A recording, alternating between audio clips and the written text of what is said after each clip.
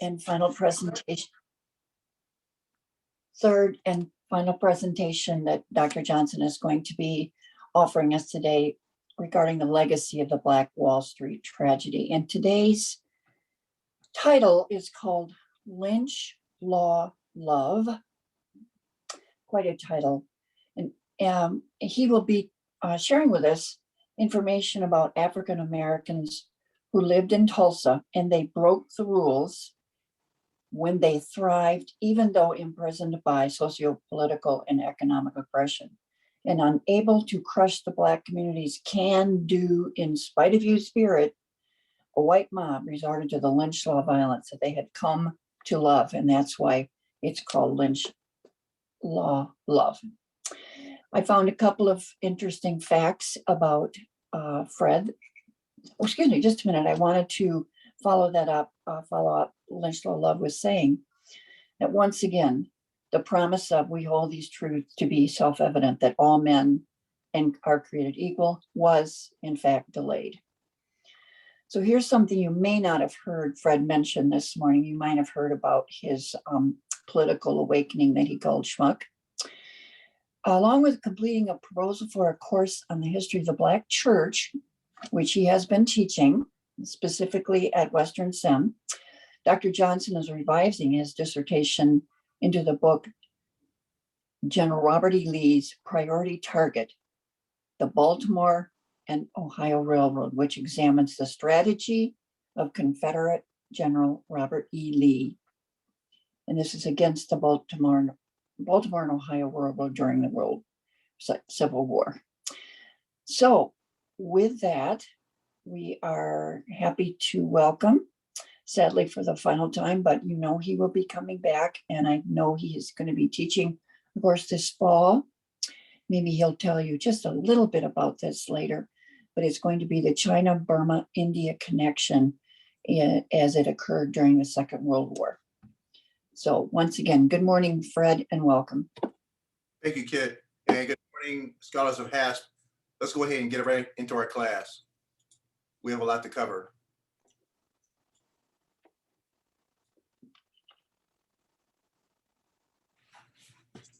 As Kit mentioned, we're going to go on with the legacy of the Black Wall Street. This is part 3, Lynch Law Love.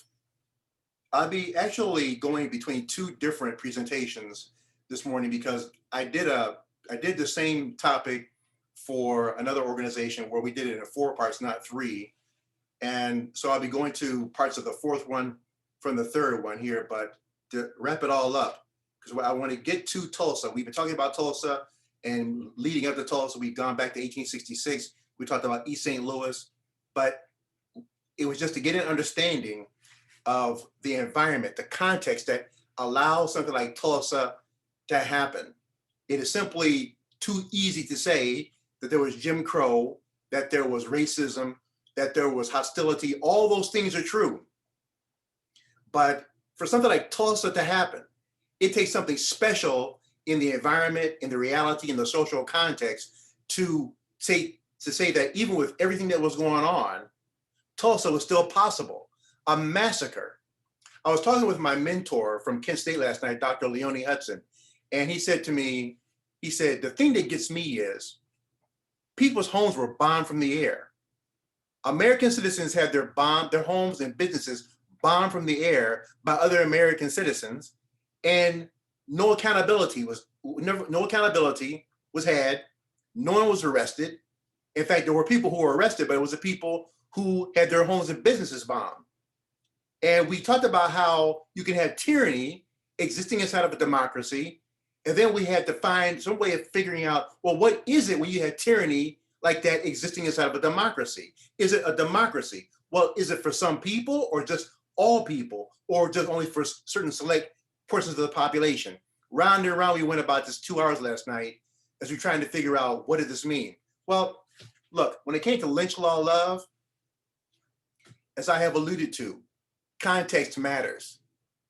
When something happens, where it happens, who's involved, the politics of the time, the economy of the time, all those factors and the cultural factors especially weigh in, especially when it comes to something as horrific as Tulsa, we have in all these sessions been asking, who were these people?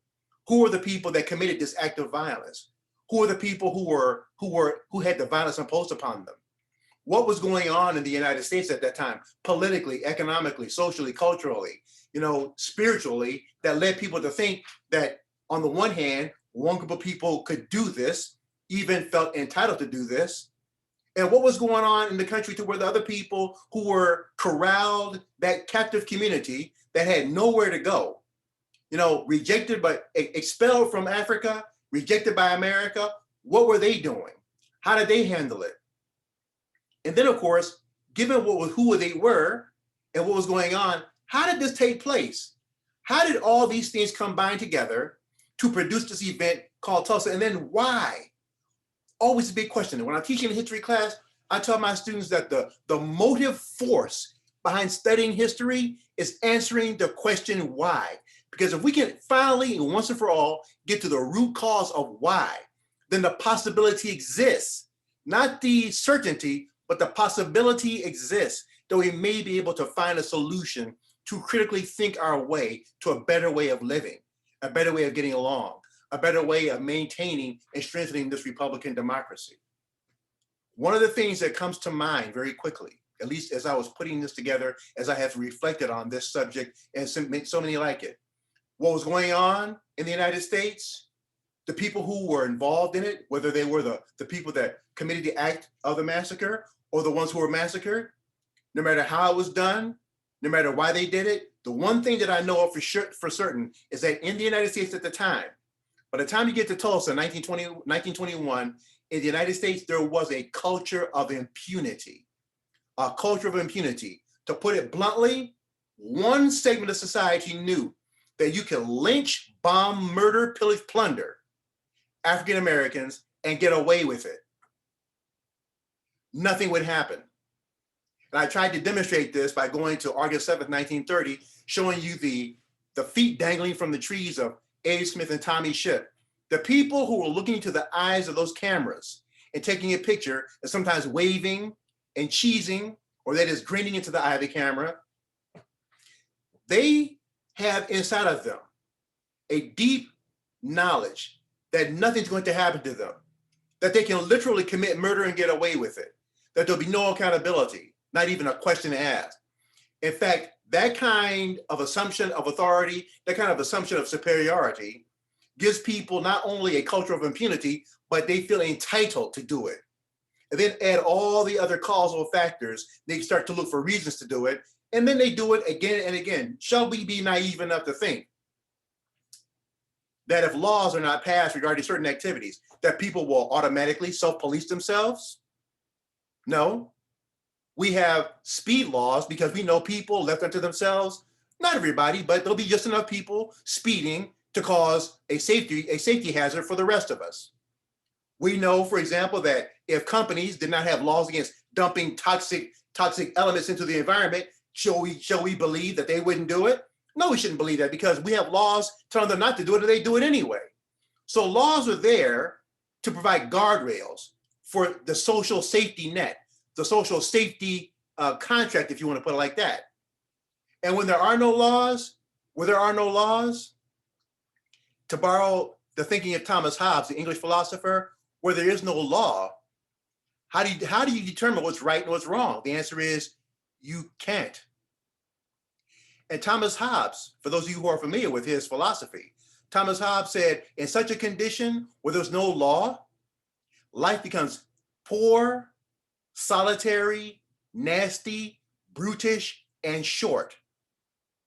In an environment where there are no laws, where you cannot tell what's right or wrong, in other words, where it gets to be the law of the jungle, life becomes poor, solitary, nasty, brutish, and short. That's Thomas Hobbes, who's giving us that information well before the Enlightenment. So the United States was living in a culture of impunity where people could do these acts, these heinous acts, and get away with it, and they knew. Well,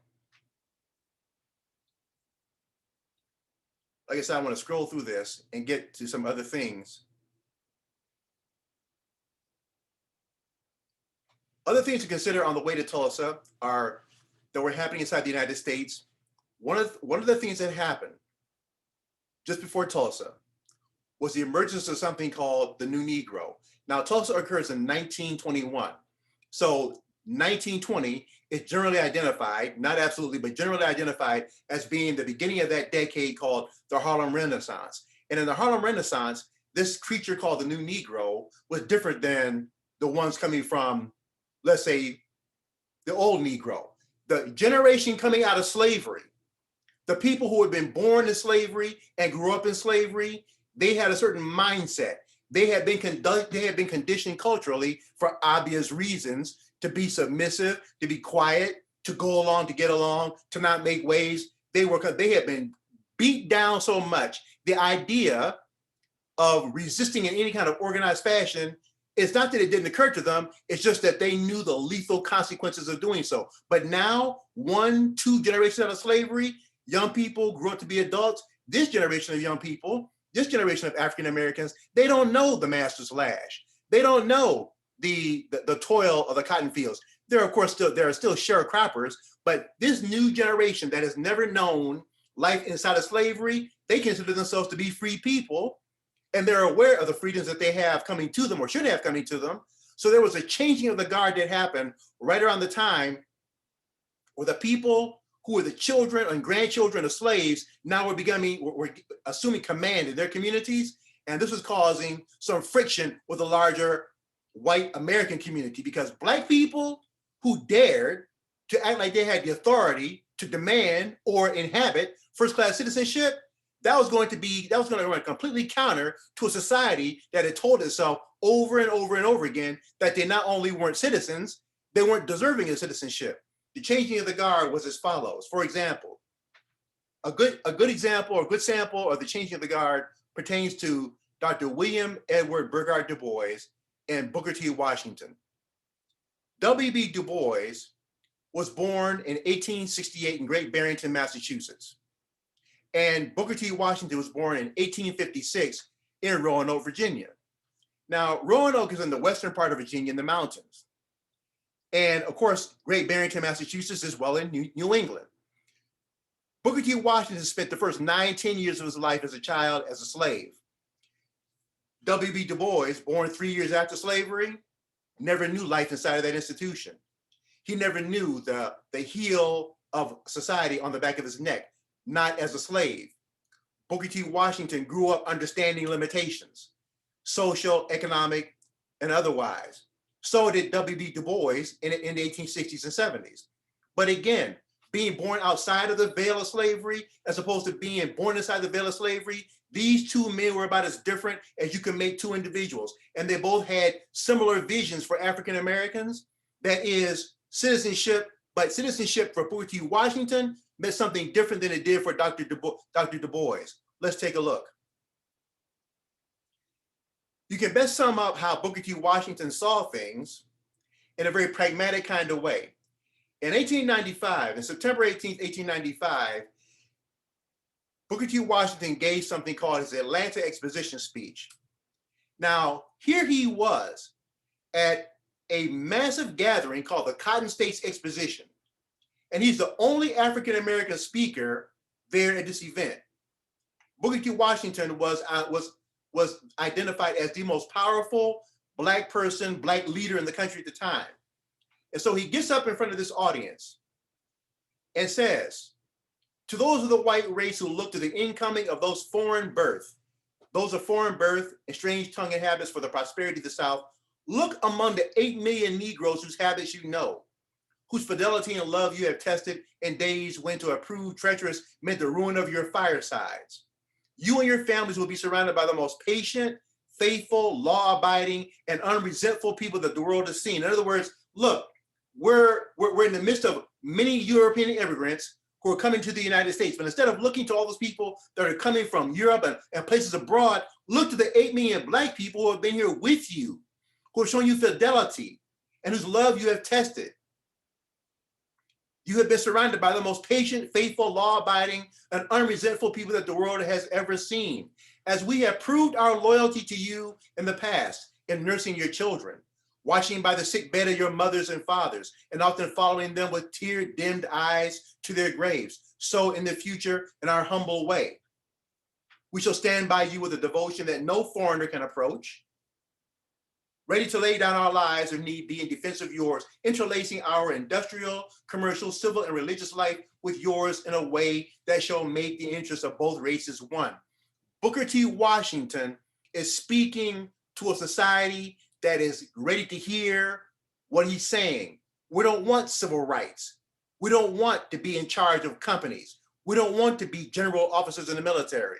We don't want to be running post offices. We don't want to be judges or lawyers. We simply want to be there to work with you or alongside you, but he's not demanding being in charge of anything. He's not demanding equality for anything. Coexistence is what he's talking about in a humble, subservient kind of way. He said, now this is where you get to the crux. This is where people really had a problem with what he said, particularly Black leaders like W.B. Du Bois. His next statement, in all things that are purely social, stay with me here, in all things that are purely social, we can be as separate as the fingers. So when it comes to societal things, in all things that are purely social, we can be as separate as the fingers, yet as one, as the hand in all things essential to mutual progress. When it comes to doing things socially, restaurants, schools, transportation, parks, beaches, theaters, workplaces, we don't have to be together. We can be separate. But when it comes to us working in our separate spheres for the betterment of the nation as a whole, we can then unite, but we don't have to be socially together to do this. For many people in the African American community, this was accommodation. It was surrender. And it caused a great deal of consternation. Well, Booker T. Washington will pass away in 1915. His ideas were working for a time. They were appropriate for a time. Many people questioned their appropriateness. But as he went on to join his ancestors, the new Negro, this person that did not grow up in the chains of slavery, they were asserting themselves. And they asserted themselves with the help of World War I. Bear with me as I read from the Library of Congress website. World War I created a transformation for African Americans from the old to the new. In other words, people like Booker T. Washington and those ideas of accommodation and being quiet and taking it on the chin and just smiling and grinning and getting along and not being too vocal about the social injustices. After World War I, that became an old past way of doing things. Thousands moved from the rural South to the industrial urban North, pursuing a new vision of social and economic opportunity. During the war, Black troops fought abroad to keep the world safe for democracy. They returned home, determined to achieve a fuller participation in American society. The philosophy of the civil rights movement shifted from the accommodationist approach of Booker T. Washington to the militant advocacy of W.E.B. Du Bois. These forces converged to help create the new Negro movement of the 1920s, which promoted a renewed sense of racial pride, cultural self-expression, economic independence, and progressive politics. Scholars of HASP. Imagine this. African-American soldiers coming back from World War I, who had been abroad to make the world safe for democracy, or African-Americans who have gotten fed up with life in the South and moved north to pursue economic opportunity. And this new generation, they are full of racial pride. In other words, their skin is no longer the mark of Cain. They are not afraid to express themselves culturally. Think of the 1960s and 70s when the phrase Black Power became very popular. It's the 1920s version of that. They have been taught, the previous generation had been taught that they had to have no race pride, because to have racial pride would have been interpreted as being uppity, as being getting out of place. The previous generation was afraid to speak up about their culture. In fact, they might have been told that their culture wasn't worth speaking about. They were demanding to have economic independence. In other words, economic independence means I refuse to no longer be dependent. Progressive politics. The old way of doing things must make way for a new way of doing things. Imagine those people and African Americans coming back from World War II, where they mean to pursue those kinds of agendas in an America which has a culture of impunity, where people feel entitled and have felt entitled, as we have demonstrated, from Memphis to Colfax to East St. Louis in 1917 to the Red Summer of 1919, where people have become very accustomed to going into Black communities and raping and pillaging and plundering and causing mayhem, and there's no accountability, and they feel entitled to do that. And every time they do it, part of what's going on there is that they mean to reinstitute or remind people that you do not have any racial pride. You should keep yourself quiet, no cultural expression. You are going to remain dependent. How are we going to do that? By making sure laws are passed to guarantee it. And progressive politics, listen, friend, the only way you're going to have progressive politics is if we're not in charge. And that means keeping you out, which, by the way, means keeping you from the ballot box. Well, it doesn't take a lot of imagination to figure out that a generation of African Americans that mean to have racial pride, express themselves, be independent, and get progressive in their politics, they're going to run into some trouble for the larger society.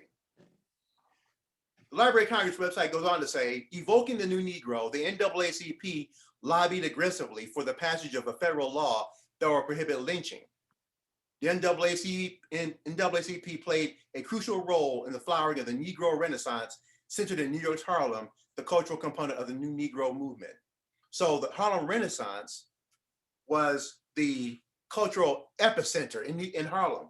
It was the place from where all that expression about people's frustration and the realities of life. And it wasn't so much that people were condemning white people and white America, but they're saying, like, you know what they essentially were saying, like, through our writing, our art, and our music, we're going to call the situation just as it is.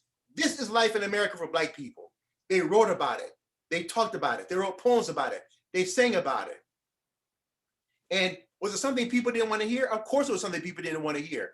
But this generation, full of racial pride and daring to express themselves culturally, said, we know it's going to make you uncomfortable, but how do you think we feel? We live with this every day. This is reality. And we're no longer going to sit up and just gloss over it or not mentioning it because it may cause people to feel uncomfortable. So they wrote about it and they published and they performed about it. NAACP officials like Du Bois, James Weldon Johnson, Walter White, and Jesse Fawcett provided aesthetic guidance, financial support, and literature to this cultural awakening. Likewise, this flag was hung outside of NAACP headquarters in New York every time a man was lynched. In conjunction with the anti-lynching campaign, in 1920, the NAACP began flying a flag from the windows of its headquarters at 69 Fifth Avenue when a lynching occurred. The words on the flag were, "A man was lynched yesterday." Shall I tell you all this flag was flown a lot? Now, the owners of the building eventually threatened the NAACP with losing their lease and forced them to stop hanging the flag sometime in 1938.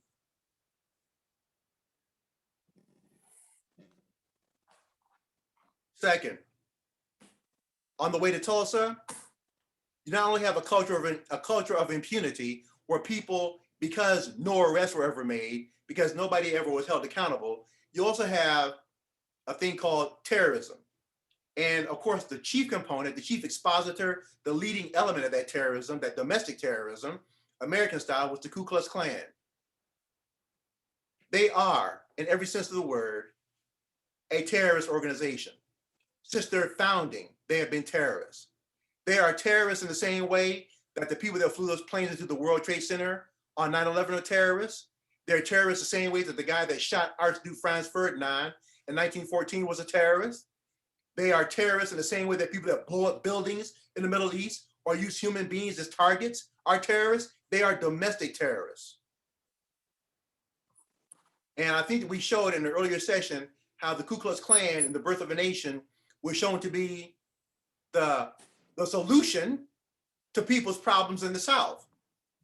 So what What? This What one, kind in of it, out message does it there, out there.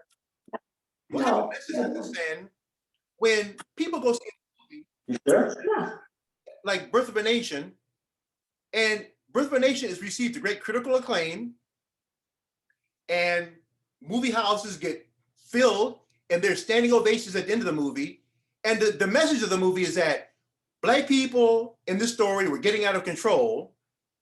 We had to restore order. We didn't do it through the police or the army. We did it through a domestic terrorist organization called the Ku Klux Klan. How could you not walk out of that movie theater thinking somehow that culturally the Ku Klux Klan has not been legitimated? So the second thing on the way to Tulsa is not only is there a culture of impunity, but there's also a normalization of terrorism. By 1921, by the time those folks go into Tulsa, Oklahoma in 1921, terrorism in America has been normalized. It is not a one-off. It is not an aberration. It is not an anomaly. It's not a unique thing. It is normal. It is normal. It is frighteningly normal. And as we mentioned, last week in 1917, there was what happened in East St. Louis. 3 days in East St. Louis.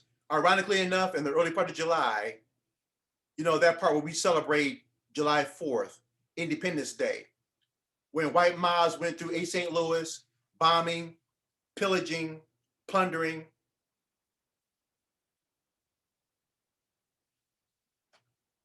You see here, the pictures speak for themselves. This guy right here, a victim of white violence in East St. Louis. And then this one, a fire burns on the night of the riot in East St. Louis near the city library at 8th Street and Broadway. Then here, this woman's name is Narcissus Gurley, 70, with burns to her arms. She was afraid to leave her burning house in East St. Louis until the blazing walls collapsed. She's 70 years old. Her house is set on fire, but she's too afraid to run outside, so she stays inside the burning house. Inside the house on fire is safer than it is outside. That's how afraid she was. Then here, residents of East St. Louis fleeing across the river to St. Louis in search of refuge during the riots in 1917.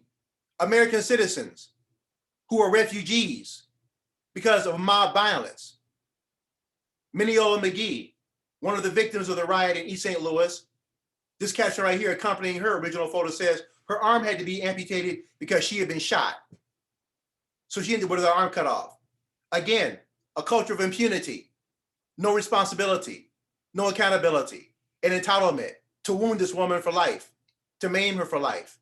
Here, 2 National Guard soldiers escort a Black man in the 10th summer weeks of 1917 in East St. Louis, Illinois.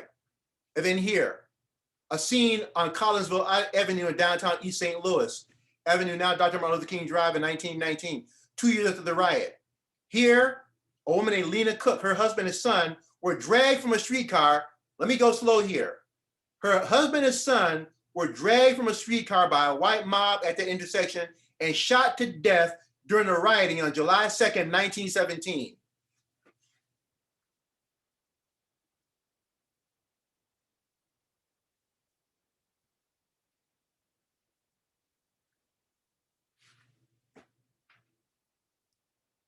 Two men in broad daylight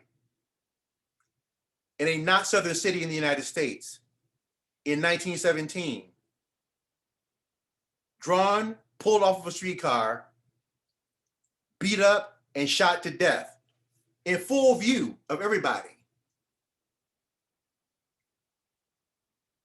And just as would happen in Tulsa, there'll be a mass grave, as indicated here. Police and others looked for bodies after the riot in East St. Louis. This photo ran in the St. Louis Star on July 3rd, 1917. The caption read, "Where the charred bodies of 8 Negroes burned in their homes at 8th and Broad Street, Broadway, were found today." This is the section in which the Black inhabitants either ran from their homes and were slain or remained inside and died. An early morning crowd is expecting the ruins. So Black people are either running from their burning homes and were shot and killed, or beat up or beat to death, or they figured if they're gonna die, they stayed inside their homes and were killed from smoke asphyxiation or burns, whatever. Either way, they were done.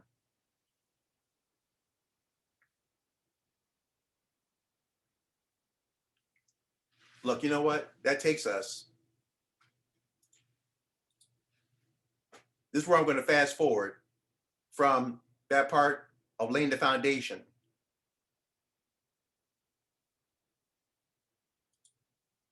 Because when I did this for another organization, I said, now the legacy of Tulsa. One of the reasons I wanted to do this with you all in 3 parts was because to, again, just bear with me a little bit longer, was to make sure we understood Tulsa was not some one singular event that was so awful that it stands alone by itself. It stands alone by itself only because of the truly horrific nature of it. But Tulsa was just one link of a larger chain of horror occurring that persisted up to Tulsa and persists in some forms and fashions into the 21st century. And just as Kit read to you all at the start of this session, Tulsa, among other things, the African Americans in Tulsa, Oklahoma, the Black folks in Tulsa, Oklahoma, have been committing acts of defiance. Those acts of defiance had been the Greenwood District before the massacre. The act of defiance that Black people in Tulsa, Oklahoma committed in the first half of June 1921, and that they had been committing in 1920 and 1919, 1918, 1917, somehow in a nation that had laws passed. This is more than just culture, a nation that had laws passed that would enforce and guarantee Jim Crow, separation and segregation, and subjugation. They somehow found a way of working inside of that system where people felt they were entitled to pass such laws, and when people stepped outside of those laws to murder them and there was no accountability, somehow these Black people ended up being prosperous and educated. Their act of defiance, for example, was exemplified by this thing called the Williams Dream Theater. Their act of defiance was owning cars, nice cars like this one. Their act of defiance was owning businesses like this one and looking like sharp business owners. These are not scrubs. These are not people who are walking around scratching their heads and mumbling and trying to figure out how they're going to get through the day. These people are about their business. These folk have goals and objectives. They have plans. They have specific ideas that they're putting into practice. They know how to start something, how to finish it, and then move on to the next level. They were committing an act of defiance by having shops like this one, shops that had things on the shelf that were orderly and clean and would have an environment where you come into shop and you want to stay there and talk, and they were friendly. The fact that Black people were being successful in spite of, inside of a system designed, doing everything possible by law, culture, politics, economy, legislation, law, everything designed to do as much as possible to guarantee their failure. They refused to fail, and because they refused to fail, worse yet, they chose to succeed. And them choosing to succeed was interpreted by the citizens of Tulsa, Oklahoma as an act of defiance. Racial pride is an operation in this store. Why should this store be dirty just because it's Black people?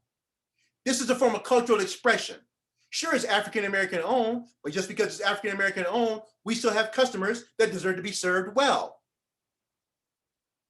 This in itself is an expression of solidarity.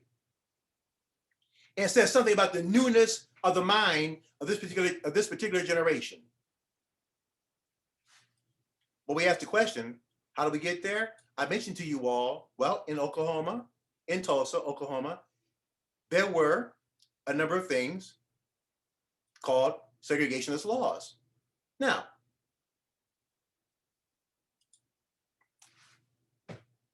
according to the Foundation for Economic Education, racism, the undeniable backdrop and precursor to the violence of June 1921, wasn't new to Oklahoma. In other words, Oklahoma, like a lot of parts of the United States, South and North, was not new to racism or racist policies or racist laws. The territorial legislature in Oklahoma had passed its first Jim Crow laws in 1890, years before achieving statehood in 1907. Later, the state even became the first in the country to segregate its telephone booths by statutes. Yes, scholars of HASP, you heard correctly, The people in Tulsa, Oklahoma went so far as to pass legislation to have segregated telephone booths. Look at these laws. Tennessee, this is just a sampling. Tennessee, 1891, all railroads carrying passengers in the state other than street railroads shall provide equal but separate accommodations for white and colored races by providing 2 or more passenger cars. Arkansas, 1903, it shall be unlawful for any white prisoner to be handcuffed or otherwise chained or tied to a Negro prisoner. Let me get this straight, Arkansas. Are you serious? You got 2 people who are in jail, they're in prison together, and you want to have them segregated in prison too? Nebraska, 1911.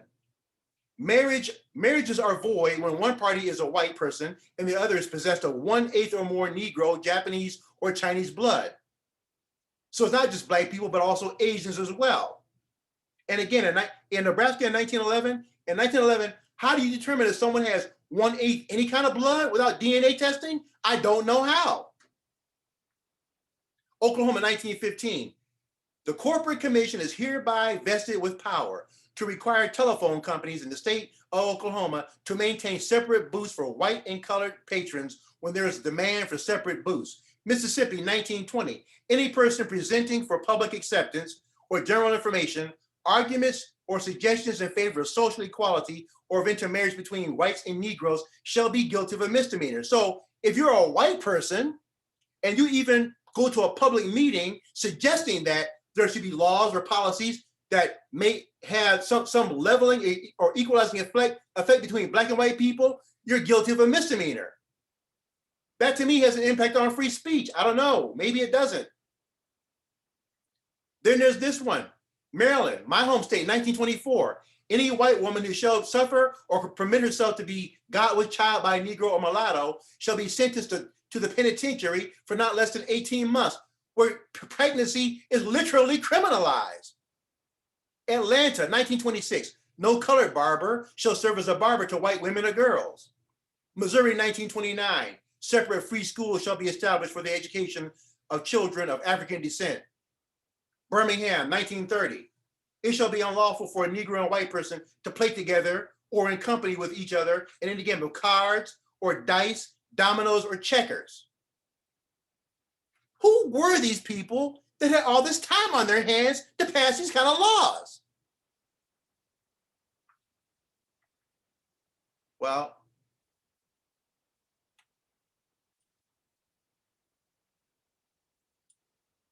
it wasn't just those kind of laws, but also local ordinances often made it difficult for blacks to start businesses or patronize white enterprises or to avail themselves of public services.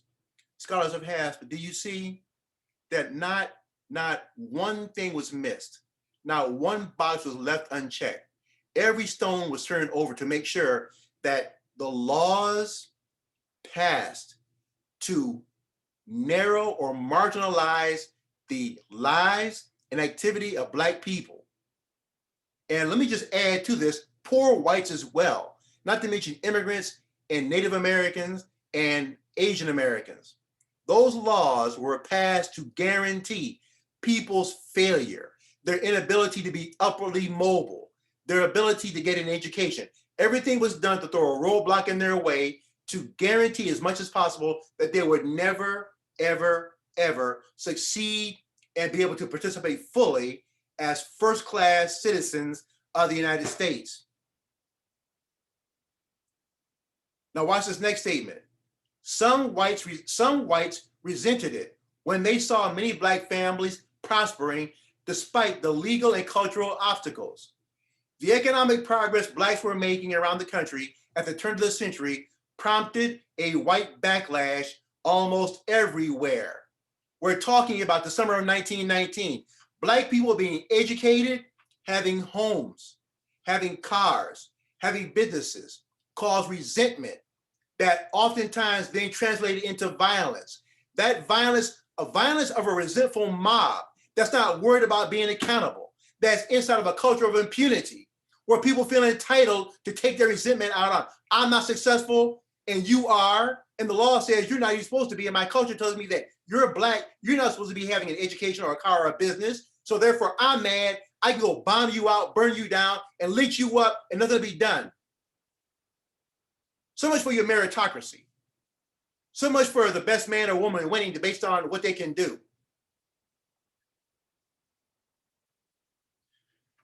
Well, it goes on to say,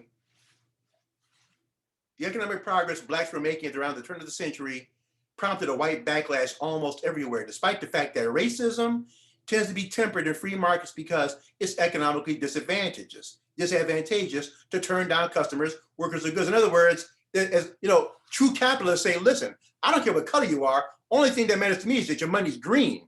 What they're saying is that even in this environment, black people having green money still wasn't good enough. So racists often turn to the government to do the prejudice-based segregating for them.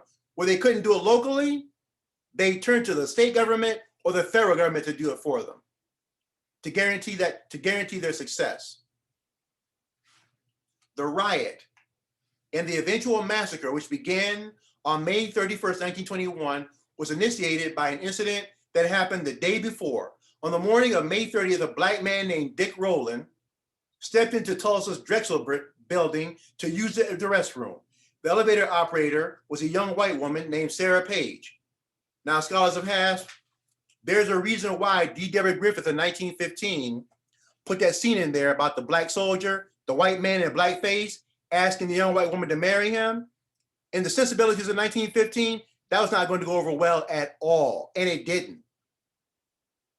And so those 4,000 lynchings that occurred, those more than 4,000 lynchings that occurred from 1880 to roughly 1968, 1970, not all, but many of them, the pretext, the cause, the excuse for many of them was that the belief that black men were somehow could not control themselves when it came to desiring white women. So white mobs, desiring to make sure that there was going to be a heavy price to pay for that, would lynch these men. The fact that it was untrue most of the time is irrelevant.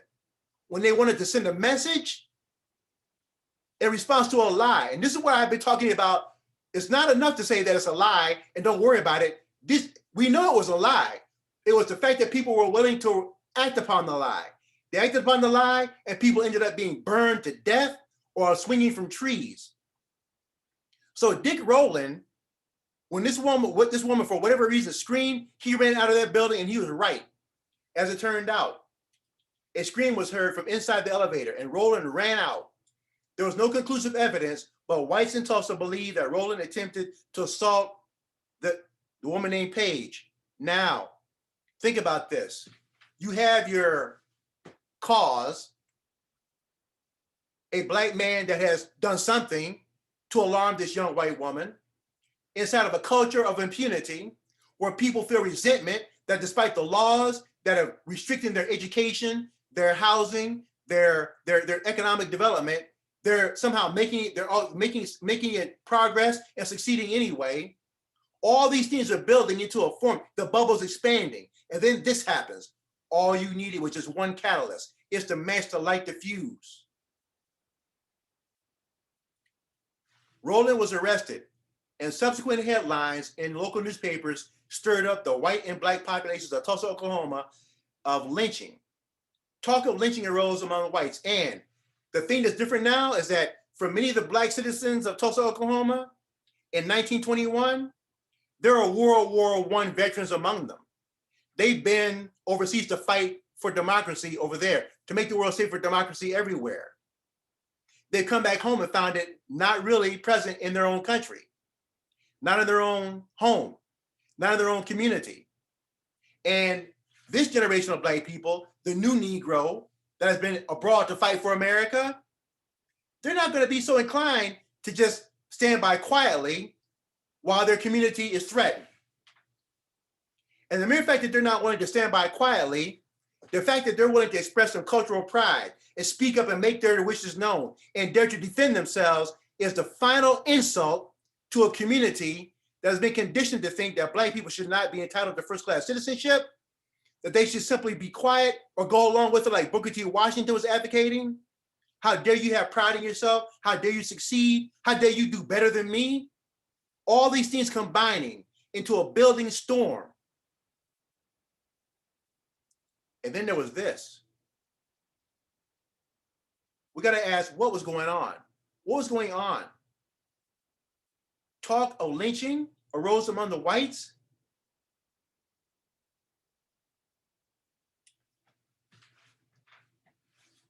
What kind of society do you live in where the solution to the problem is, let's get together and go lynch somebody? That communicates that you have already concluded, A, this is an appropriate response. You can do it and get away with it. And it's happened over and over and over again. You can impose this kind of terror because the terror has been normalized. This is why I say that Tulsa was not an exception to the rule. It was if you're thinking about radar or anything, let's think about a radar screen. It's a big blip on an otherwise common occurrence.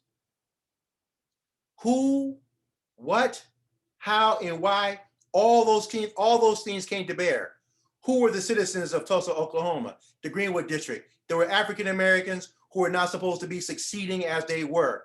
The mere fact that they were doing so was seen as an act of defiance. It caused resentment to their white brothers and sisters. What was going on? They were doing the best they could with what they had, where they were, inside of an otherwise legally, economically, socially, culturally suffocating situation. But somehow they were surviving anyway. Not just surviving, they were thriving. How are they doing it? They were doing it by simply staying within the boundaries set up for them by the law and the culture. And like the ancient Hebrews, when they were told by Pharaoh to make bricks without straw, they made bricks without straw. That was never intended. And they not only made bricks, they made lots of bricks without straw. And why was it going on? Because of the fear, the hate, the lies, and the bigotry of the time. So there was talk about lynching among the whites, and a crowd of whites and blacks gathered outside the courthouse where Dick Rowland was being held on the night of May 31st, a gun discharged, while a white man was trying to disarm a black man, causing the incident to erupt into a much larger racial conflict. Scholars of past try to imagine this. These citizens of Tulsa, they've gathered outside the courthouse to get Dick Rowland. We feel entitled to get him. We're going to make him pay. We're going to make him pay. How dare he do what we think he did? And then black men show up, daring to defy the white mob that's going to go lynch this guy. Wait a minute, let me get this straight. You are going to sit and tell me I can't go lynch this guy? I feel entitled to do that? I can do it in the culture of impunity? Who are you to stop me? There's the operative question. Who are you? Because however you answer that question, that will determine what happens next. You were nobody. You may be World War I veterans. You're not going to stop me from doing that which I am entitled to do. And the mere fact that a group of black men showed up to defy this mob's murderous intent further infuriated them in this culture of impunity, of entitlement to murder and lynch people, where resentments were stoked because of the economic success, and the laws that were supposed to keep people down had not done so completely. By the early morning of June 1, the wholesale burning and pillaging of Black Tulsa had begun. Blacks were greatly outnumbered, and the police were not effective in controlling the riot. The National Guard declared martial law throughout the city at 11:29 a.m., bringing an end to most of the violence. Did you all hear that? The police were not effective in controlling the riot. We have mentioned that in 1919 in Chicago, the police were not effective in controlling the riot, and in many instances, they were part of the mob. And in St. Louis, they were part of the mob. In Colfax, they were part of the mob. In Atlanta, they were part of the mob. In Memphis in 1866, they were part of the mob. When they weren't part of the mob, they stood by and looked the other way and did nothing. When a cop is looking the other way and you're about to do a rape, pillage, plunder, and murder, them looking the other way, silence is consent. Go ahead. And if you don't say anything, I surely will not. Scholars have asked, what is it when the institutions and levers of society that we depend upon to keep us safe, the police, fire, the courts. What happens when they fail? What happens when people can't have any confidence in them? Where do you turn in a democracy when you call 911 and no one shows up?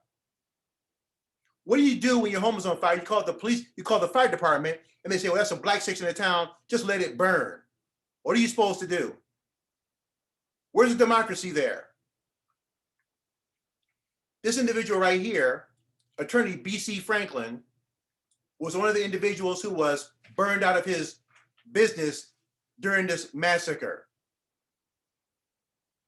Smithsonian Magazine recalls from this attorney, B.C. Franklin, he said, I could see planes circling in midair. I could see airplanes circling in midair. They grew in number and hummed, darted and dipped low. I don't know about you all, but every time I think about this, airplanes circling and dropping stuff on people, bombing their homes in the United States, I still cannot wrap my mind around that. I could hear something like hail falling on the top of my office building. Downtown, down East Archer, I saw the old Midway Hotel on fire, burning from its top, and then another and another and another building began to burn from their top. The sidewalls were literally covered with burning turpentine balls. I knew all too well where they came from, and I knew all too well why every burning building first caught fire from the top. I paused and waited for an opportune time to escape. Where is our splendid fire department with its half dozen stations, I asked myself? Is the city in conspiracy with the mob?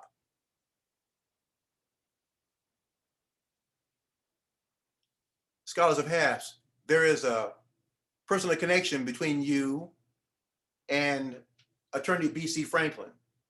You see, B.C. Franklin was the father of John Hope Franklin. John Hope Franklin became an eminent, amazing historian, eventually chair of the history department, I believe at NYU or City University of New York. And John Hope Franklin was in Chicago at the time as an historian. And he was there in Chicago at a time when another young historian named Bill Cohen showed up. Now, John Hope Franklin wrote the book From Slavery to Freedom. If you're interested in this subject matter, or think this is a wonderful book, it's about that thick. It's a good book. It takes people from the shores of Africa, the transatlantic slave trade, all the way to modern day. I think it might be in its 22nd edition. But John Hope Franklin wrote this book. John Hope Franklin eventually became the mentor to this guy right here, Dr. William Cohen. Bill Cohen taught for 30 years at Hope College. John Hope Franklin mentored him. They were friends all their lives until Dr. Franklin passed away and Bill Cohen passed away about a year or two ago. And when I got to Hope College, Bill Cohen mentored me.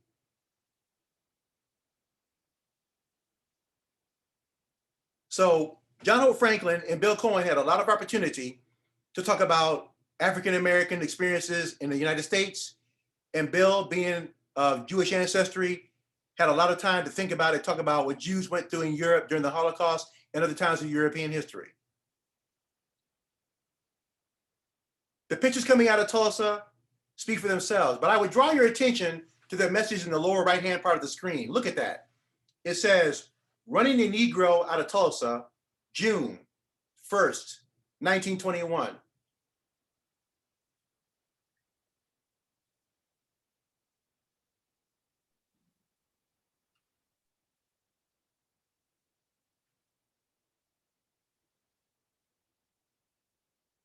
From the Oklahoma Historical Society and courtesy of the New York Times, this picture with the caption reads, National Guard troops carrying rifles with bayonets attached escort unarmed African-American men to a detention center after the Tulsa race massacre in June 1921.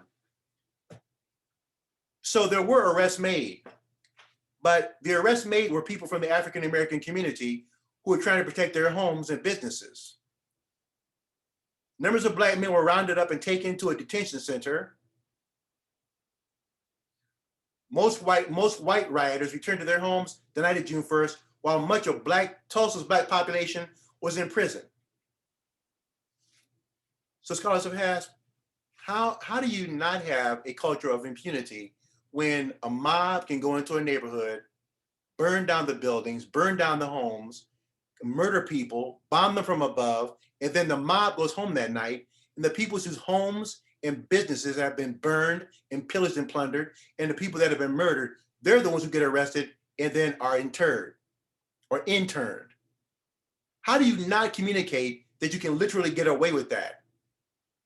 And it happened again and again and again. You see here, as the caption reads, captured Negroes on the way to Convention Hall during Tulsa race riot, June 1st, 1921. The people who were the targets of the violence were arrested, while the mob went home to sleep that night.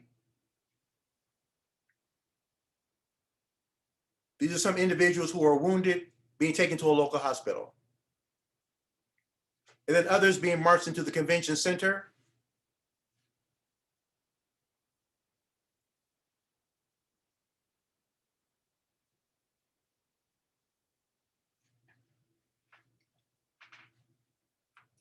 And as the dust settled and the smoke cleared, people had to find a way of putting their lives back together. They walked through the rubble of what had been their homes, their businesses, their communities. And the story that's not told very often is that Black Tulsa immediately began to rebuild. They rebuilt their community, they built their homes, they rebuilt their churches, they rebuilt as best they could their lives. I've seen one documentary, one program that says that the Black Tulsa that was rebuilt afterward actually ended up being more thriving and prosperous than the first one. But something else did happen too, in addition to the rebuilding.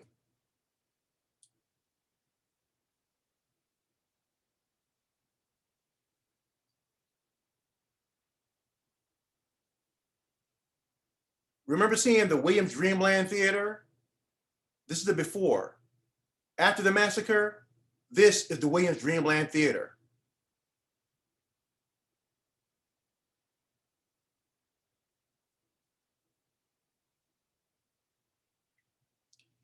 And just like with St. Louis, East St. Louis in 1917, newspapers carried it, the story. Some people were shocked and appalled. How can such a thing happen in America?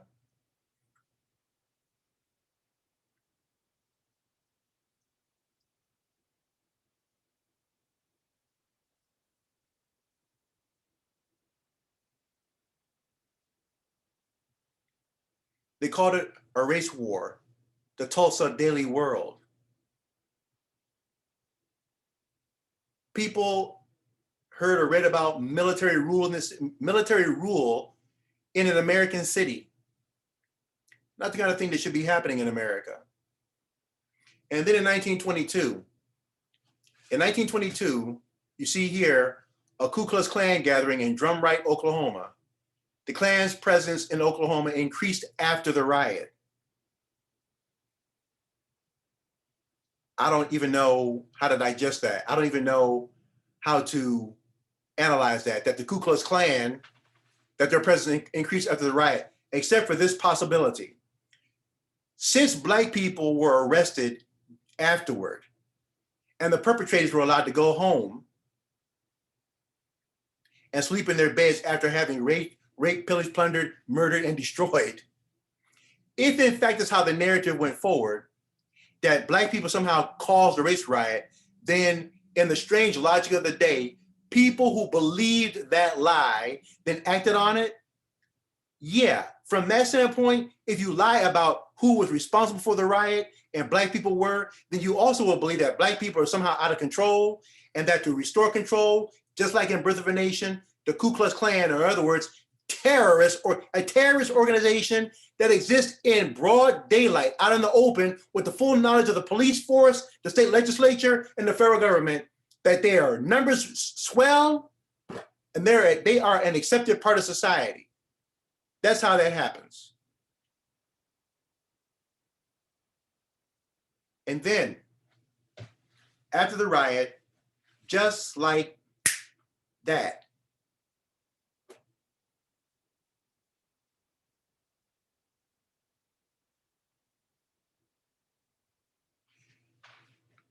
I'd like to find out from you all during the Q&A, how many people had ever heard of the Tulsa Race Riot?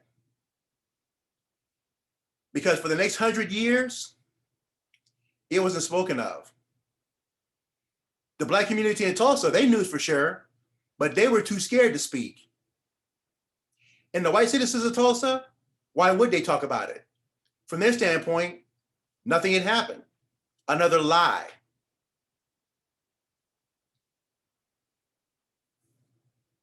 So for the next 100 years, the story of Tulsa, when it was talked about, it was talked about in hushed whispers. But you see what happens with lies like that? When you don't tell the truth about what happened, or when you suppress the truth, 2 years after Tulsa, in a place called Rosewood, Florida, a similar event happened. You see how we've gone from Memphis 1866 to Colfax 1906, or to Colfax, then Atlanta 1906, then to East St. Louis 1917, Chicago in the Red Summer of 1919, then Tulsa 1921, and now we're at Rosewood, Florida. Rosewood was not as large an event as Tulsa, Oklahoma, but it was an event. Let me just bear with me as I read from the historical marker. Racial violence erupted in the small and quiet Rosewood community, January 7th, 1 through 7, 1923. And listen for the parallels for why and how it began. Rosewood, a predominantly colored community, was home to the Bradley, Carrier, Carter, Goins, and Hall families, among others. Residents supported a school taught by Mahulda, Gussie Brown Carrier, 3 churches, and a Masonic lodge. So there were schools, churches, and Sabinduses. Many of them owned their own homes. Some were business owners and others worked in nearby Sumner and at the Cummer Lumber Mill. This quiet life came to an end on January 1, 1923, when a white Sumner woman accused a black man of assaulting her. In the search for her alleged attacker, whites terrorized and killed Rosewood residents. In the days of fear and violence that followed, many Rosewood citizens sought refuge in the nearby woods. White merchant John W. Wright and other courageous whites sheltered some of the fleeing men, women, and children. Whites burned Rosewood and looted livestock and property. 2 were killed while attacking a home. 5 blacks also lost their lives. Sam Carter, who was tortured for information and shot to death on January 1. Well, you get the picture.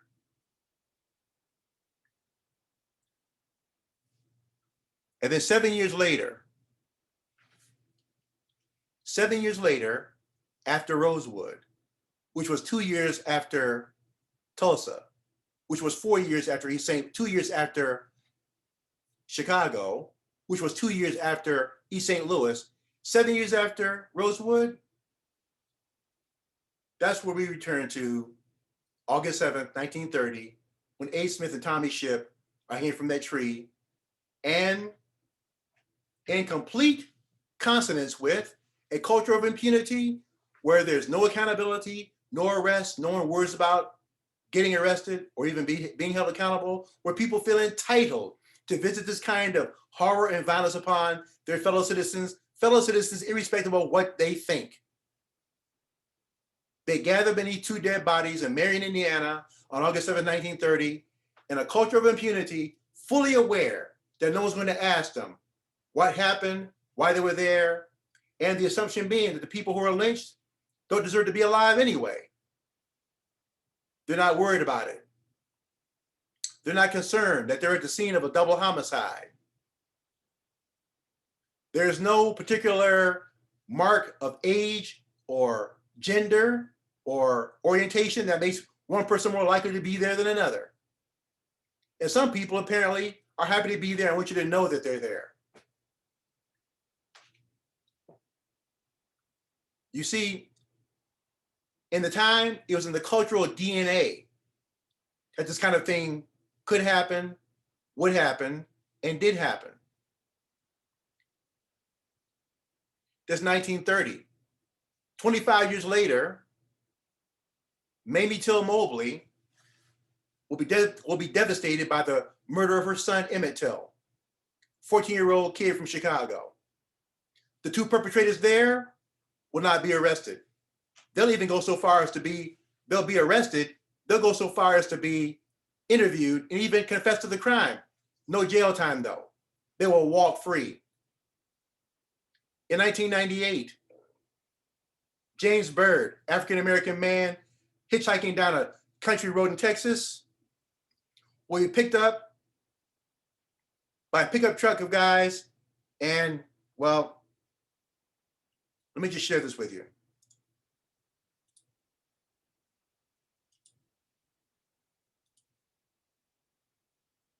Convicted of a gruesome murder that many have called a modern-day lynching. Back in 1998, King, an avowed racist, chained James Byrd Jr. to the back of a truck and dragged him along a road outside Jasper, Texas.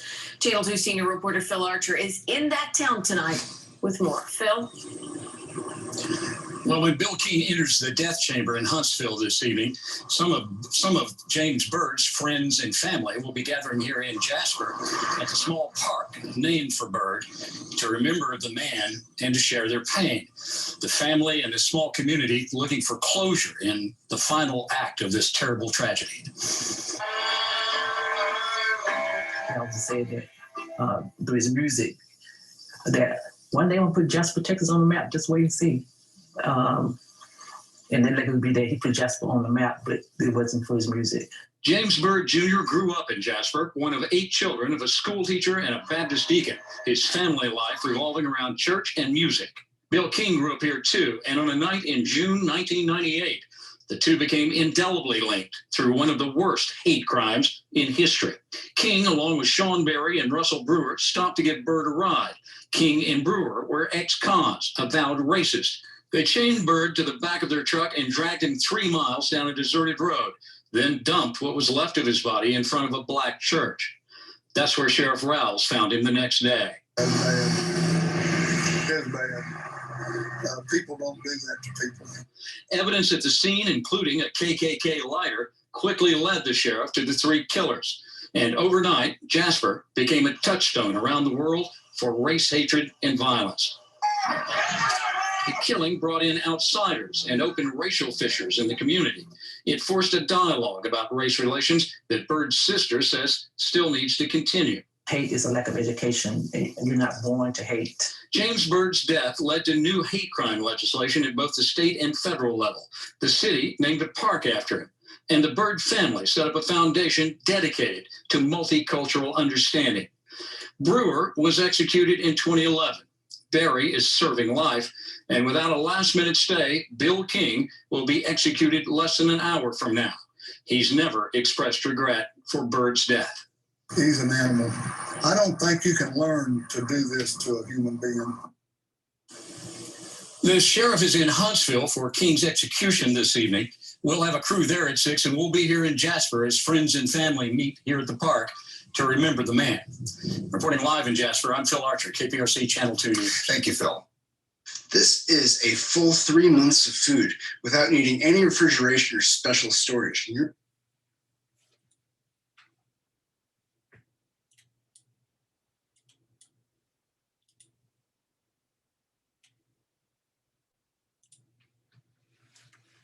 So that was 1998.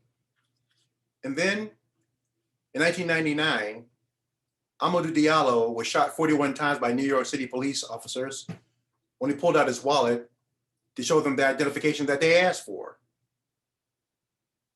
Then in 2020, the world watched in shock and horror as then police officer Derek Chauvin put the weight of his body on the neck of George Floyd in Minneapolis, Minnesota.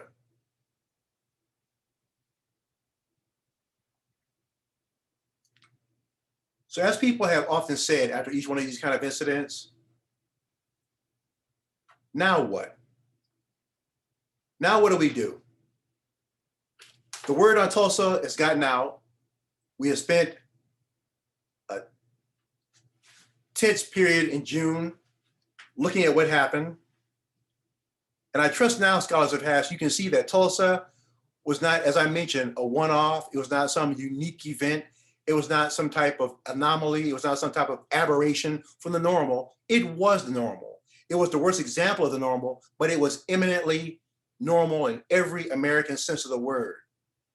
To visit that kind of violence upon people who are already constrained legally, socially, economically, who were doing the best they could to not just survive, but thrive inside of that situation.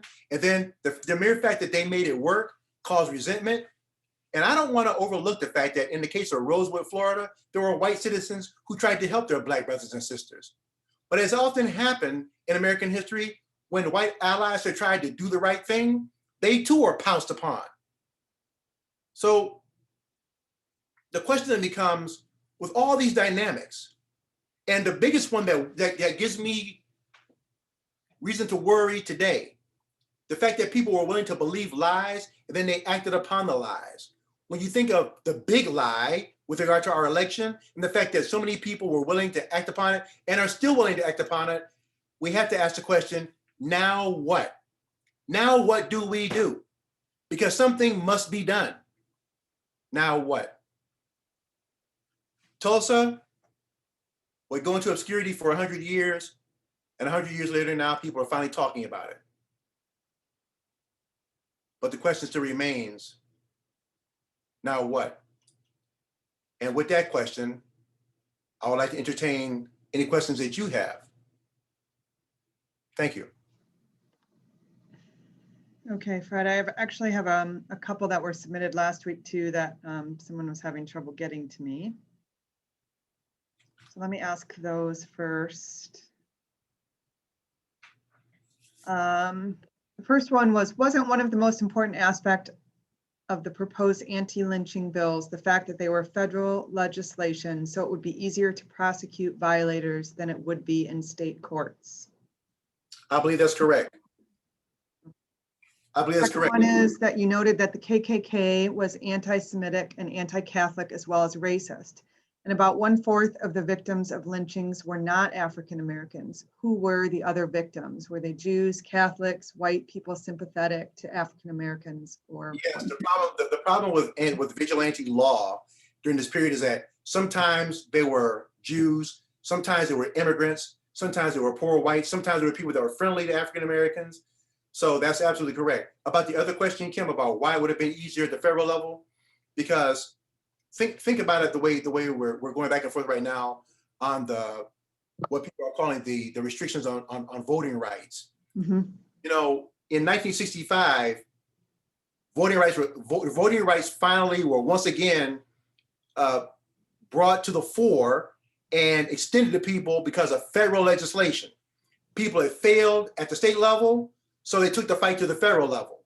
And then people say, okay, that's fixed.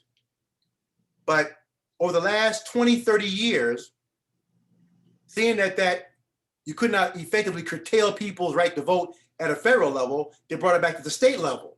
And with the abdication of the federal government for enforcing people's access to the ballot box, now in the hands of state legislatures, you have people whose voting rights are being restricted one more time. So throughout American history, it's been this bouncing ball back and forth from state to federal, federal to state, depending upon which agency you wanted to be the cudgel, the hammer to use to make sure that people's voting rights were either restricted or denied.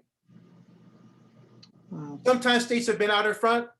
Other times, states have been more often than not the ones, because under the guise or the notion of states' rights, we have a federalist system, which means shared power between the federal government. Let me give a quick example of that. After the passage of the 14th Amendment, which dealt with civil rights, you know, the Supreme Court then came behind the 14th Amendment and said, well, we didn't really mean that when it came to equality of civil rights and so on, that when it came to public accommodations, that things had to be really equal. They could be separate as long as they were equal. And if somebody has a problem with that at the state level, then it's not our problem at the federal level. Now, if you're a Black person in 1860 and 1880, and you're being told in the state of Louisiana, Mississippi, Georgia, or Maryland for that matter, that your civil rights would depend upon what's happening at the state level, the state legislature, believe me, you can just get ready for the fact that injustice will become your constant companion. So there have been times where the federal government has abdicated its responsibility or abdicated any kind of ownership of people's citizenship obligations or what the Constitution is supposed to give to them as well as expect from them, and to kick it back down to the state level, believing again the fiction that somehow people at the state level will do the right thing, when clearly there's so much evidence proving that they won't, which is why that part, I think, was Section 5 of the Voting Rights Act that constantly had to subject states to, looking at, how have you been doing recently when it came to voting rights? And I think it was in 2013 that they decided, well, the states that had a historical problem with restricting voting people's access to the ballot box, they're all past that now. No, they're not. Okay. Then someone asked, what became of Dick Rowland? I don't know. I will research that and find out. Okay.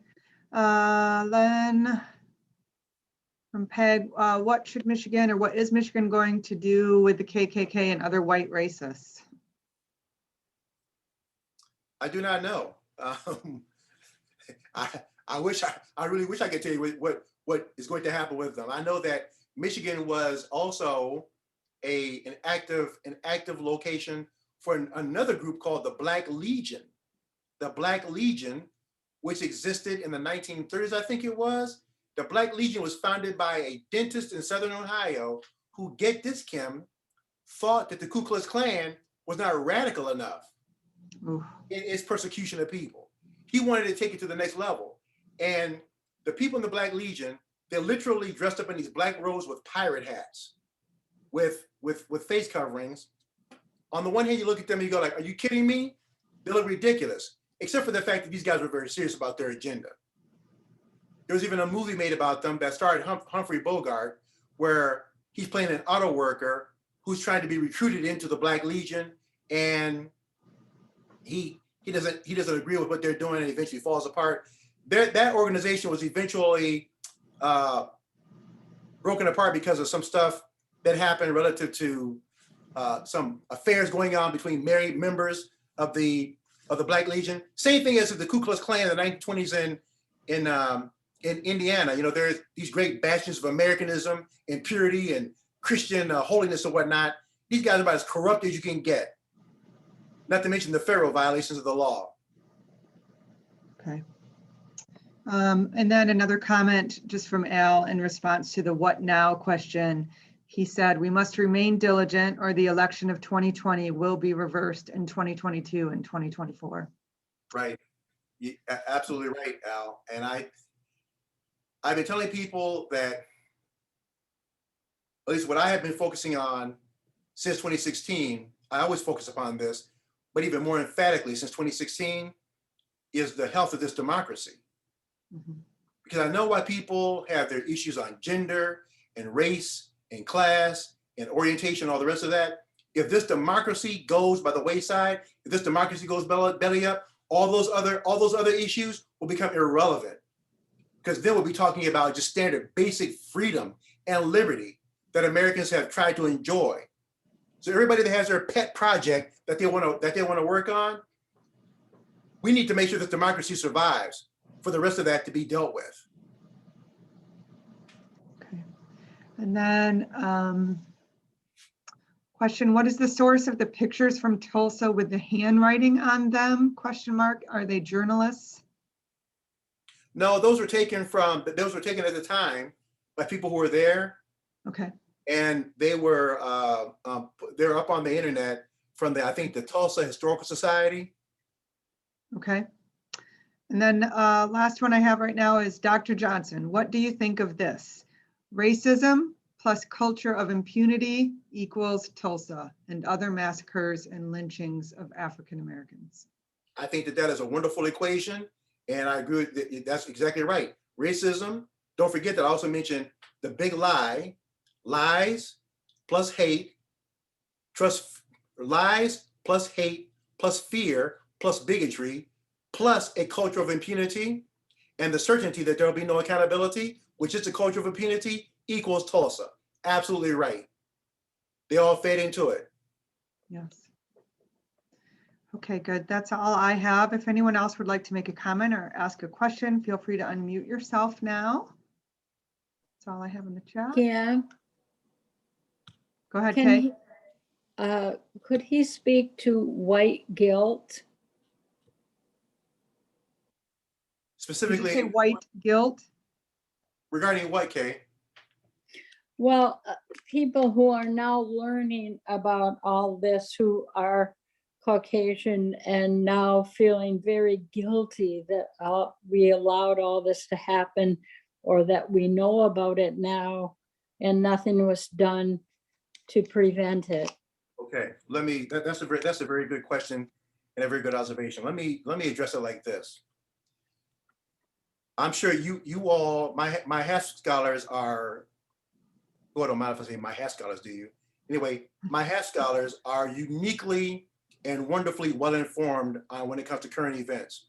So I know you all have heard about all this, all the flotsam and jetsam and all the frothing about critical race theory, okay? And one of the charges has been that the critical race theory say that all white people who live today must assume guilt for what happened in 1822 or 1860 or whatever. Let me put it to you like this. The same thing I tell my students in the race and slavery class. If you did not own slaves in 1843, then don't be accountable for owning slaves in 1843, unless you just want to. I don't know why you would, but don't then. Now, if you're treating people like dirt in 2021, that's a different discussion. So when it comes to the guilt, okay, here's what I like for people to do.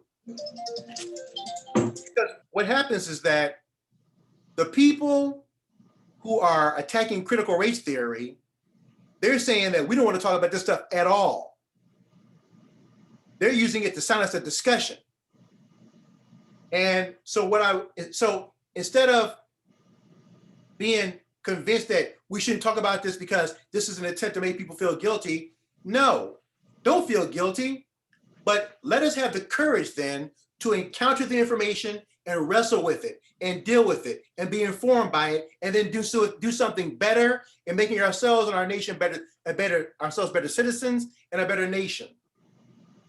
So yeah, people are disturbed by the fact that this happened and that people didn't know about it, and there's a legacy from one group in society to another.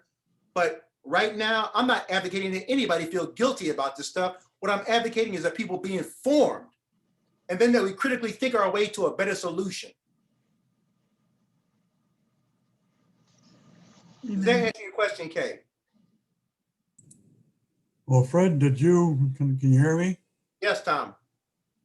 Did you happen to watch the documentary on CNN? I think it was a 3 or 4 part documentary about Tulsa. And if you did see it, your comments on it. I didn't see it. I think I watched the one with Tremaine Lee. That was on another station. I watched one. I saw parts of one by Tremaine Lee. Oh, okay. I didn't see the one from CNN. Yeah. Well, they concentrated mostly on just what happened in Tulsa, not so much the background as you did. Yeah. And also National Geographic had a big article about it, front page article, Smithsonian Magazine. Did you see any of those? Or read any of those? I think I saw the National Geographic article. But see, Tom, that's why I took this approach. I didn't want to just zero right in on Tulsa. And while it is a compelling subject all by itself, I wanted people to understand that there's a larger story, that Tulsa is just part of a larger story of what was going on. Yeah. Okay. And let me double back to Kay's issue for just a moment. I told my students that at the start of the race and slavery class, I said, I need for my white students to park your guilt if you have any. I don't assume that you do, but if you do, I need you to park your guilt outside the door before we start class. And I tell my students of color, if you're angry or feeling frustrated, I need you to park your guilt and frustration, your anger and frustration outside the door, because guilt and frustration get in the way of me doing my job as a historian. If I got to navigate guilt and navigate anger and navigate frustration, in addition to dealing with this, really very serious and weighty material. That's too much of a heavy lift, even for a class that meets twice a week for an hour and a half. So I need the emotional room for us to get at the subject of lynching and, the serial raping of Black women during the antebellum period and the injustices of the law and the economy. That's hard enough without having to deal with the guilt and the frustration and the anger. I tell my students, the only person in class got a right to be angry about anything is me. And I'm not angry anymore.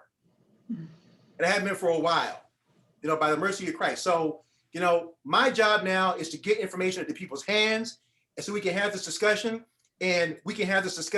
we can engage with it, we can do it sincerely, and we can do it as fellow citizens and find our way to a solution so that the people that are grabbing the mic and giving us all these reasons about why we shouldn't be united, we can finally begin to tip the scales in our favor as American citizens.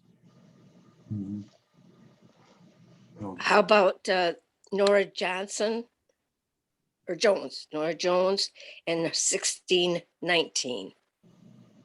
What about her? Rewriting, showing where history starts there rather than where we all thought it started. The thing with I think the Hannah Nicole Jones issue is that 1619 project was saying, if you want to understand American history, North America, since before the founding of the Republic up to 1775, or the Boston Massacre in 1770, and then the shooting phase of the American Revolution, 1775, it is not inaccurate to say that you have to look at the society that evolved up to that point. And by 1770, you got an American colonial society. It's British North America. British North America, which is a functioning, thriving, expanding slave society. So taking a look at how that society got to be where it was then is not inaccurate. Now, if your whole point is to say that where the American nation started, well, that's just not factually true, because the American nation doesn't begin, some people say 1770, 1775, July 4th. Either way, the fact of the matter is that what you've got foundationally is that by the time the American Revolution comes, by the time the Constitution is written in 1787, you don't have a slave system beginning. It's already here. It's already functioning well. It's already thriving, and it's economically profitable, and people are getting super wealthy off of it. So to make that a claim then, as the 1619 project did, was not inaccurate in my estimation. Now, if you're going to say that American history starts right there, as in the American nation, well, no, we have a colonial period where North America is shared by the British, the French, to some extent the Spanish. Then there's British North America after the French and Indian War. Then there's a split in 1776. Then you have the American nation. But that whole long arc of evolution is accompanied. Think about it like this. While Europeans are moving toward independence and liberty for themselves, at the same time, they're doing it coexisting with the slave society, which is established and growing right along with them. That slave society becomes uniquely American in its character and function and economy based on the same cultural factors that produced independence. And a constitution that declared liberty and independence, but made room for a slave system to expand even further. Article 1, Section 2, Paragraph 3, Article 2, Section 1, Paragraph 9, and Article 4, Section 2, Paragraph 3. It's written in the document. So I know that the 1619 project has drawn a lot of darts and fire and so on, and I'm not exactly, I got to go back, Suzanne, and see what exactly their original goal was. I mean, some of the criticisms, I said, okay, that's fair, but some of the criticisms were spot on. Some of them, I go like, well, let's reinterrogate that. Mm-hmm. Yep. Okay, I think this next comment is in response to your comments about us being HASP scholars and well-informed. This person says, nevertheless, nobody I know was taught about Tulsa or many other American atrocities when we were in class, which is true. I do hear a lot of HASP members say that these critical parts of history were sort of left out. And then her second comment is that her understanding is that the critical race theory is an examination of specific laws and legal strategies designed to enforce racial discrimination. That's right. And Kim, you know, the critical race theory is not so much history as it is law. It was originated, I believe, by a Black scholar named Derek Bell, who was a lawyer. Dr. Bell has passed away now, so he's no longer a threat, and people are worried about him. But he's looking at how the laws in America had generally been of a nature that have been passed to benefit one group over another. Now, unless you're just going to throw the whole entire history of the United States out the window, at some point, there's an element of truth in that can't be disputed. Now, whether or not they're going to take that viewpoint, it's not so much what they're saying about the factuality of that as it is what do you intend to do with that fact. If it's to say that all white people are racist, okay, that's problematic. If it's to say that people today are responsible for what happened, in 1712, okay, that's problematic. But if you're saying just as a matter of historical fact that laws have been passed in this country where it seems like the evidence suggests that some people have benefited and others have not, well, then you can say that about capitalism, that it's designed to benefit, people that own companies more than people that don't own companies. So there's a whole range of that to go through that. But again, on the issue of where the Hess scholars are, how much they know, what you were taught in school, not only was it the availability of information, but it said a whole lot more about the people making the decision about what you need to know to be an American citizen. Because for a long, long time, it was believed that, Kim, for example, women's history, male-dominated school boards would go like, well, why should we talk about that? Well, it's not because women's history isn't important. It's just that the people making the decisions, it said more about them than the fact that women had contributed. We know women have always contributed, but the men making the decisions. So again, the fact that these subjects were left out says a lot more about the people making the decision than the fact that the information wasn't there and wasn't important. Yeah. The last comment is, obviously you're very eloquent with significant values and essential information that we all need to know. Is anyone making a film story of your presentation that would exceed print? Well, I sure wish they would. Yeah. Maybe we need to get Milt Newsma on that. Yeah, house member. I don't know. Somebody, I think one of our scholars has been talking about the possibility of doing a reinventing America. Okay. Inventing America or reinventing America, particularly after 2016. I'll tell you all a real quick story here. While I don't want to disrespect people's time, but I went to a wedding in 2016 in Winston-Salem, North Carolina. And I drove down through Virginia, rather through Michigan. When I got to Southern Ohio and crossed the Ohio River into Parkersburg, West Virginia, I started seeing some signs, and they were for one of the candidates. And I was listening to National Public Radio and other news stations at the time, and they were like, "Oh, so-and-so, Hillary's got it in the bag. She's this percentage, this much ahead." And I said, "That's not what I'm seeing down here." Right. I saw signs everywhere, and I said, and I knew that if the result came out to be the way it would, this is going to be a long slog back to whatever the new normal is going to be for this democracy, and it is proven such. The insurrection on January 6, 2021, I think I shared with you all last week, had something happen that didn't occur even during the Civil War. A Confederate flag never made it inside the building of the U.S. Capitol, and we had a full-scale, full-year insurrection going on. And it never got closer than 7 miles when Juba Early raided in 1864. 1864. So the mere fact that we all saw this with our eyes, and leaders have been gaslighting us, trying to convince us that what we saw didn't really happen, we have work to do. And it's urgent work. I mean, we all have work. It's not for the people on Capitol Hill. Clearly, they're not qualified to do it. They've proven that. We have work to do. You're here. Worse yet, is we have a Congress that doesn't want to investigate it. There's certain people in our Congress I agree. claim to be. You know, there's so much going on right now that I think, you know, they don't want to teach certain things. They don't want to allow certain things to be taught in schools. Systems are doing that. The courts the other day said that the voting laws are perfect. And you can do these laws that are coming on books. They're all right now, you know. Yeah. They're not. What they're, I don't know. The whole election system, the electoral college is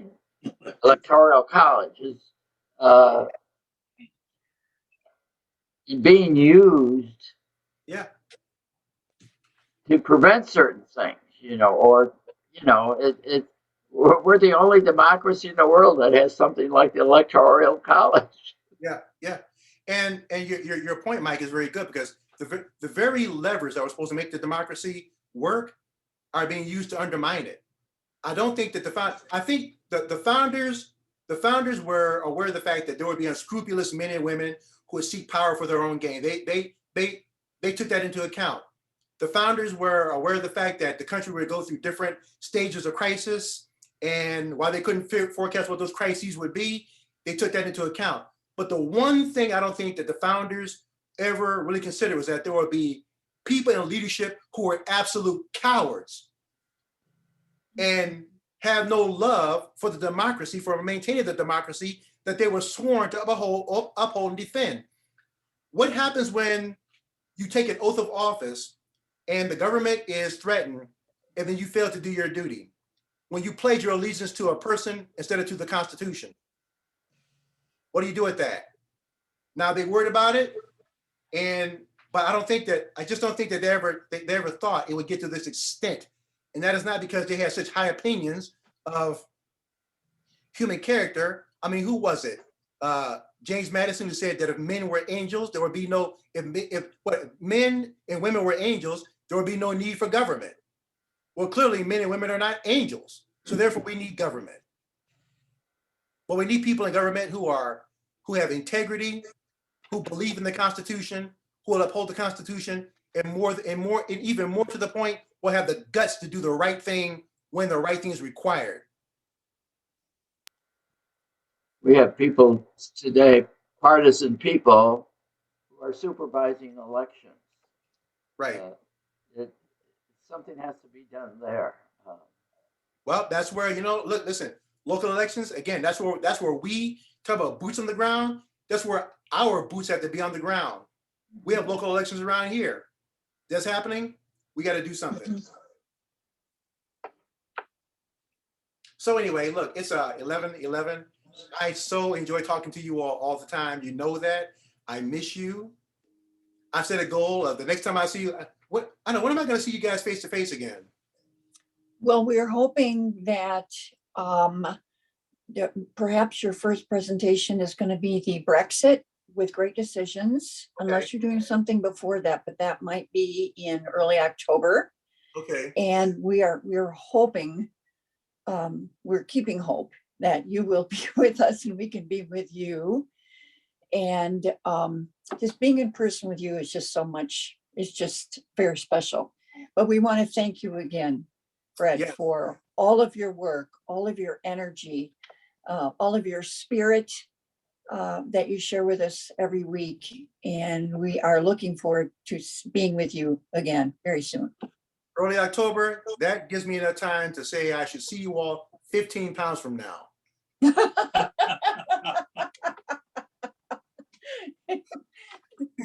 We hold you to that, right? Okay. I know Okay. you're going to come out there. Okay. Okay. Scholars of Hasp, I'll see you guys later for Brexit, all right? Take care.